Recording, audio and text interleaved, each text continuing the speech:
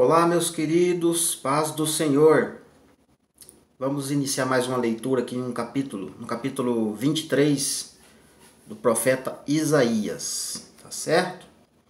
Deixa eu tentar colocar aqui a câmera numa posição que não fique embaçando, né?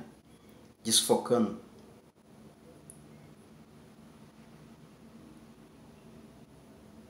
Ela não para de desfocar.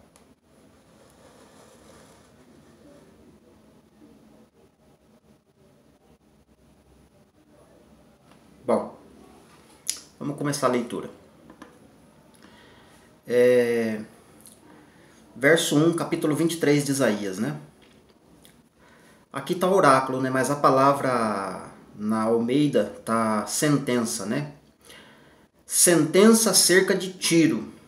Uivai, navios de Tarsis, porque ela está desolada, a ponto de não haver nela casa nem abrigo. Desde a terra de Quitim lhes foi isto revelado. Calai-vos, moradores do litoral, vós, quem encheram os mercadores de Sidom, navegando pelo mar. Então veja que a profecia está contra Tiro, né?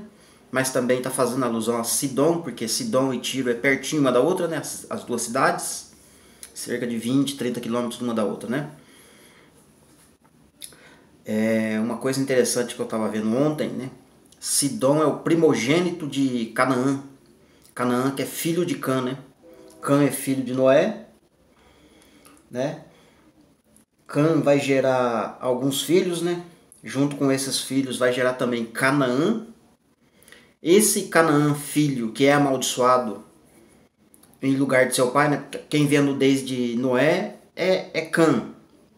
Mas quem é amaldiçoado é o filho de Cã, que é Canaã. Esse filho de Cã, por nome Canaã, ele teve alguns filhos, né? E o primogênito dele foi Sidom. Esse Sidom que a gente está vendo aqui, tá? Então, depois dessa gravação, mas eu vou ter que fazer mais uma, mais duas gravações, porque ainda tem 2 capítulos para a gente analisar, né? E aí eu vou colocar na lousa com a geografia, porque tem muita coisa interessante em Gênesis para a gente enxergar a prostituta lá em Gênesis. Olha aí que interessante. Por isso os profetas estão direcionando, né, as suas profecias, né, contra a Babilônia, por nome Tiro e Sidom, né? Lá em Gênesis a gente vai ter a resposta, mas isso eu preciso colocar na lousa, tá ok? Então Sidom é filho de Canaã, é o primogênito de Canaã, ok? E esse Sidom, que é primogênito de Canaã, ele é que vai gerar os nomes, os lugares lá que tem em Canaã, na época do Gênesis, né? Hoje mudou todos os nomes, né? Mas a Canaã continua a mesma, né? Calai-vos, moradores do litoral, vós que encheram os mercadores de Sidom, navegando pelo mar. Uma outra coisa importante, né, que eu estava vendo na internet, Sidom e Tiro foi os primeiros, a primeira cidade a estar navegando pelas águas, né, do mar, né? Foi eles que trafegaram pelo mar com mercadorias, essas coisas pelo mar. Então foi eles os primeiros, tá? Depois você pesquisa na internet, que eu achei interessante isso. Por sobre grandes águas foi-lhe trazida sua provisão, e a semente de Sior, a colheita do Nilo, e ela se tornou a feira das nações. Olha que palavra interessante. Tiro e Sidom se tornou a feira das nações, mas junto com uma colheita do Nilo, né? Colheita do Nilo. Nilo, né, tá falando de Egito e Etiópia, né? Uma parte da África lá, né? Interessante, a gente vai ver isso na geografia também, tá? Por que que o profeta está mencionando bastante essas regiões? Envergonha-te, ó Sidom, porque o mar falou. A fortaleza do mar disse: eu não tive dores de parto, nem dei a luz, nem ainda criei mancebos, nem eduquei donzelas, ou melhor, nem eduquei donzelas, no caso que é a prostituta falando, né? Da maneira dela, né? Arrogante. Verso 5. Quando a notícia chegar ao Egito, qual notícia? A notícia da queda, né, de Tiro. Assim haverá dores quando se ouvirem as notícias de Tiro. Passai a Tarsis, uivai aos moradores do litoral. É esta, porventura, vossa cidade alegre, cuja origem é dos dias antigos? Lembra que eu falei lá em cima? Que essa cidade, né, essa galera do litoral, né, que é essa cidade, né, essas duas cidades, mas é uma só, né, porque está dentro de um lugar só ali, perto. Então ela tem a origem desde dias antigos, né, cujos pés a levaram para longe, a peregrinar, né, ou a peregrinar, no sentido aqui uma pergunta, né, porque ela se tornou famosa em várias nações, em vários lugares por conta dos comércios, né.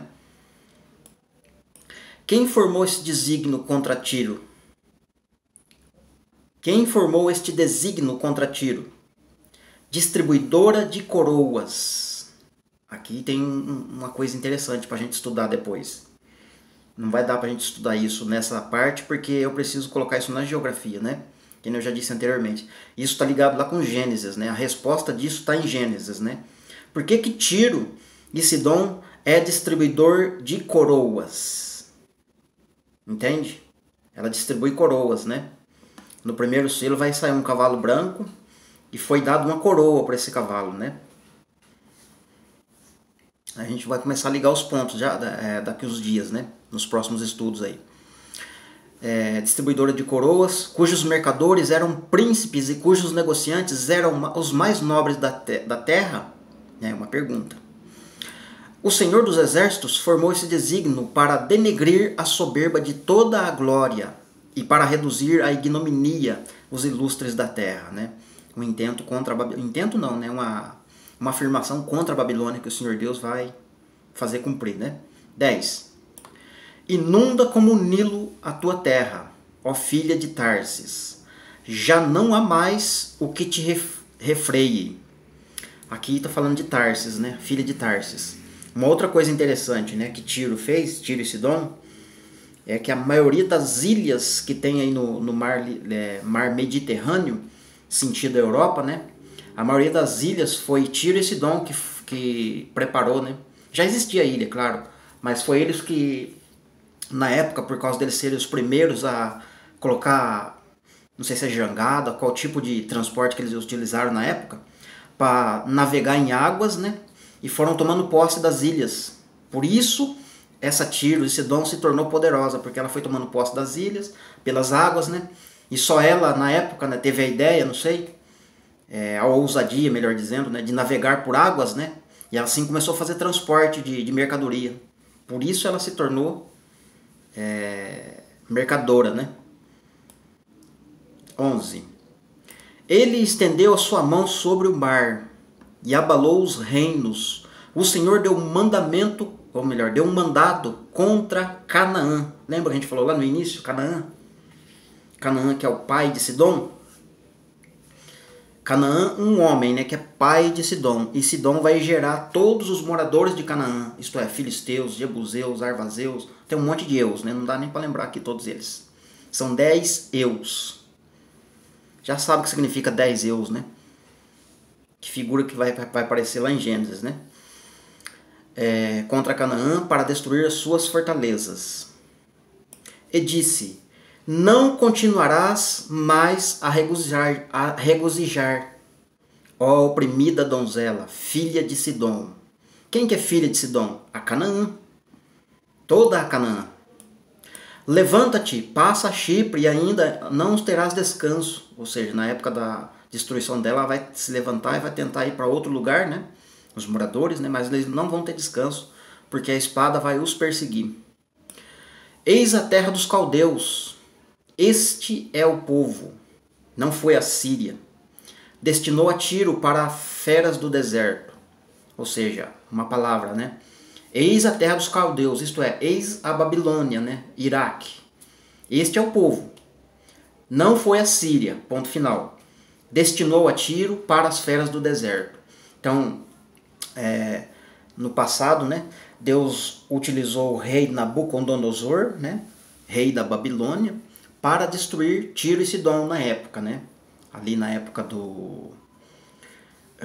pouquinho depois de Jezebel, né? Na época ali depois do Senaqueribe, tá? Levantaram as suas torres de sítio e derrubaram os palácios dela, e as ruínas a reduziu. Uivai, navios de Tarse, porque está desolada a vossa fortaleza.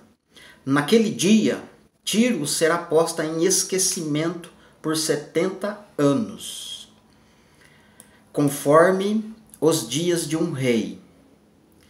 Presta atenção nisso, hein? Naquele dia, Tiro será posta por esquecimento por 70 anos. Ou seja, na época em que o rei Nabucodonosor entrou nela, destruiu Tiro, certo? Tiro e Sidom. Naquela época. E durante o período de 70 anos de cativeiro dos judeus lá na Babilônia, é o mesmo tempo que a Tiro e Sidom ficou em esquecimento, certo? Guarda essas informações, são informações importantes. A gente vai se utilizar dela em outros vídeos, tá? Em outros estudos, tá bem. Conforme os dias de um rei, né? Mas depois de fim dos os 70 anos, isto é, quando acabar os 70 anos, acontecerá a Tiro, como diz na canção da prostituta. Já que a gente vai ver essa canção também, tá? Lá no profeta Daniel. Toma a harpa, rodeia a cidade, ó prostituta. Entregue ao esquecimento, toca bem, canta muito cânticos, para que haja memória de ti. Então, antes da gente continuar lendo aqui, vamos lá no profeta Daniel, para a gente ver uma expressão do cântico dela. Não é todo o cântico dela, mas é uma parte, pelo menos, tá? Daniel no capítulo 3, né? Aqui Nabucodonosor fez a estátua tal de ouro, beleza? Reuniu todos os seus príncipes, os governantes e tal, etc, etc, etc. Aí a partir do verso 4, vamos ler. E o pregoeiro, ou seja, o arauto, o falso profeta, o líder, né, que vai estar organizando essa festa para a inauguração da estátua, clamou em alta voz e ordena-se que a vós, ó povos, nações e gentes de todas as línguas, veja que não abrange só o período lá da Babilônia e nem Israel, né? Você veja que está falando de vários povos e várias nações e de todas as línguas, né? Quase que se o mundo inteiro, né? Verso 5. Logo que se ouvir o som da trombeta, lembra que a prostituta também toca a trombeta lá? Da flauta, da harpa, da cítara, do saltério, da gaita, de foles e de toda sorte de música. Então aqui está um trecho ou uma parte da canção da prostituta, da qual o profeta está falando lá, entende? E quando ouvirdes o som, o que vai acontecer? Prostrar-vos-eis e adorareis a imagem de ouro que o rei Nabucodonosor tem levantado. Então veja que antes do anticristo levantar a imagem da besta, vai ter uma ordenação, né? Vai ter músicos, vai ter canção, vai ter trombetas, então vai ter uma festividade, vai ter festas. Me enrosquei na palavra aqui. Vamos voltar para o profeta lá.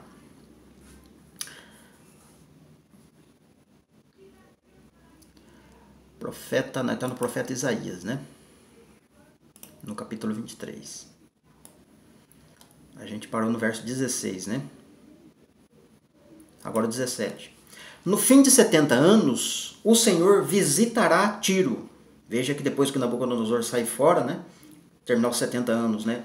O rei Ciro vai lá em Babilônia, destrói Babilônia, liberta os judeus voltam para Jerusalém para reconstruir, né? Para edificar.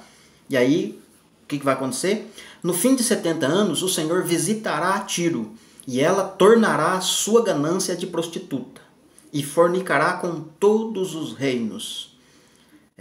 Então veja que é depois dos 70 anos do Império Babilônico, entende? Ela vai voltar a se prostituir com todos os reinos da terra. Verso 18. E será consagrado ao Senhor o seu comércio e a sua ganância de prostituta. Não se tesourará, nem se guardará, mas o seu comércio será para os que habitam perante o Senhor. Para que comam suficiente e tenham vestimentas esplêndidas. Essa parte de vestimenta esplêndida, né, eu acredito que cabe para nós. né, cristãos, né? Fala de vestimenta e talvez da glorificação de corpos, né? Deus transformando os corpos.